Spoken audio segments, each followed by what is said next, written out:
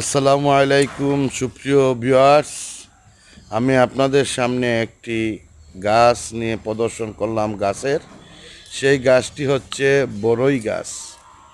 অত্যন্ত সুস্বাদু বরই এবং সিজনেবল বরই, পাকা বরই, এখনও গোল্ডেন কালার রং এসেছে। মোটামুটি এই অবস্থায় এই বরইগুলা পেড়ে যদি আমরা এই বরইগুলাকে ভর্তা বানিয়ে খেতে পারি, সাথে যদি আমরা কাঁচা লঙ্কা, ধনিয়া পাতা প্লাস যদি রসুন পুরা, লবণ মিক্স করে ভালো করে আমরা এগুলাকে যদি গুটে খেতে পারি, ওয়াও সুস্বাদু!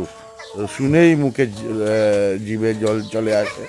অবশ্যই অত্যন্ত সুস্বাদু মজাদার বড়ই, সিজনেবল বড়ই আমরা যেন প্রত্যেকে, যাদের বাড়িতে বাসায় রয়েছে, প্রত্যেকেই যেন আমরা এই সিজনেবল বড়ই খেতে পারি। সবাইকে আন্তরিক শুভেচ্ছা ও ভালোবাসা, দোয়া, অবিরাম।